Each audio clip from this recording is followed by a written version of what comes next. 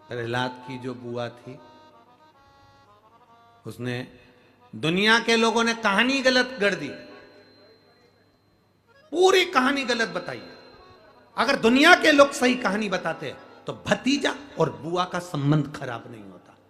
कहानी गलत थी ना।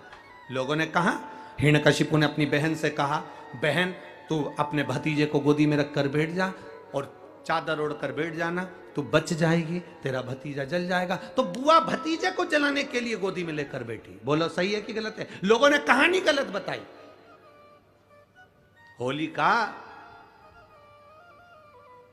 लोगों ने कहा उसने अपने भतीजे को जलाया। पहले तो होलिका का नाम तो निकालो कि होलिका का नाम क्या है। कथा वालों ने कह दिया हिरण्यकशिपु की बहन थी होलिका, वो अपने भतीजी प्रहलाद को गोदी में लेकर बैठ गई। वो प्रहलाद को हाथी के पांव के नीचे डाला, खोलते तेल में डाला, अग्नि में डाला, इसमें डाला, उसमें डाला, नहीं मरा। आखिरी में अपनी बहन से कहा होलिका तो अपने भतीजे को गोदी में लेकर बैठ जा। पहले उस होलिका का असली नाम तो लाओ, जिस होलिका का नाम विष्णु पुराण में डूंडा लिखा है। क्या नाम लिखा है? डूंडा। होलिका का असली नाम लिखा है विष्णु पुराण में डूंडा। इसलिए आज भी होली में लकड़ी नहीं जलाई जाती, मोटे मोटे ढूंढ जलाए जाते हैं, क्योंकि उसका नाम डूंडा है। और डूंडा बैठी अग्नि में, भतीजे को गोदी में लेकर बैठ गई। उसके पास में एक ब्रह्मा जी की चादर थी, जिसको ओढ़ कर बैठ जाती थी तो आगी में जल नहीं सकती थी। डूंडा ने देखा चारों तरफ से आगी लग गई, मेरा भतीजा जल जाएगा। तो बुआ को लगा मेरा भतीजा जल जाएगा।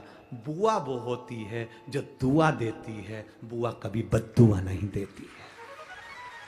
और डूंडा ने अपनी चादर को उतारा, आगी चारों तरफ से लग गई। बुआ को लगा मेरा भतीजा जल जाएगा, तो अपनी चादर उतार कर अपने भतीजे पे डाल दी और बुआ खुद जल गई, पर अपने भतीजे को नहीं जलने दिया। ये कथा है, पर लोगों ने उसको पूरी पलट दिया, पूरा पलट दिया।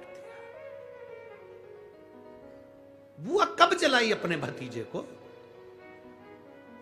आप में से इतनी सारी बुआ बैठी हैं, कभी अपने भतीजे को अपशब्द कहा? कभी अपने भतीजे को श्राप दिया? कभी अपने भतीजे को बद्दुआ दी? नहीं। जब भी बोलती हो मेरा भतीजा खूब फले फूले, भगवान कृपा करे मेरे भाई जैसा नाम कमाए, मेरा भैया कितना नाम कमाता वैसा मेरा भतीजा नाम कमाए, तो भतीजे को चाहिए जब बुआ घर में आए तो अपने मम्मी पापा से कहना, पापा मम्मी 2 साड़ी देना, क्योंकि अब मेरी नौकरी लग गई है, मैं कमाने लगा हूं, मैं कमा रहा हूं, इसलिए मम्मी एक काम करना, 1 साड़ी पापा देंगे अपनी बहन को और 1 मैं दूंगा अपनी बुआ को। तो मम्मी कहेगी तू अपनी बहन को देना, बुआ को क्यों दे रहा है? तो कह देना अगर आज मैं दूंगा तो उसके भी भतीजे उसको देंगे। यह हमारे यहां क्रम चालू होना चाहिए।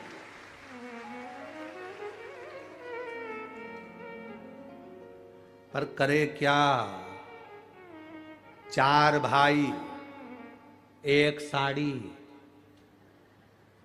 बहन को जब देते हैं पैक करके, पूरी पैकिंग,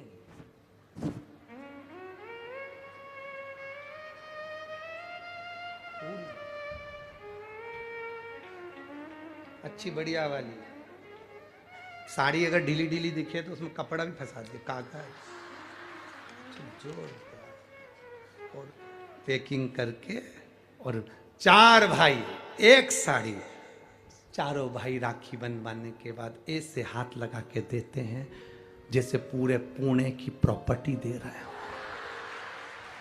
पूरे पुणे की प्रॉपर्टी।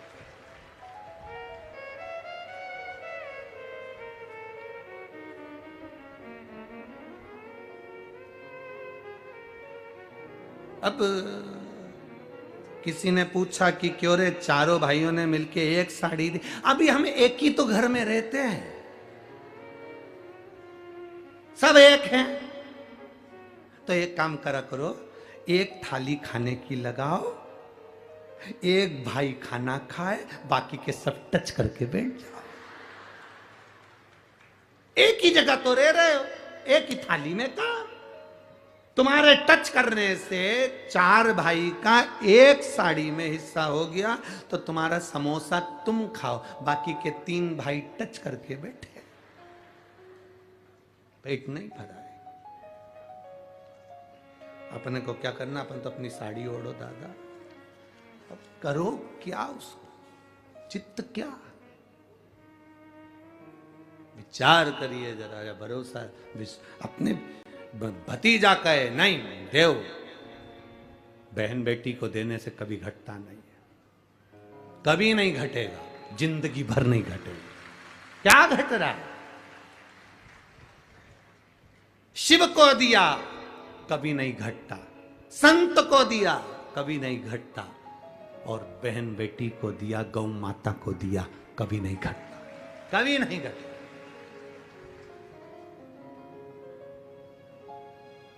अभी हम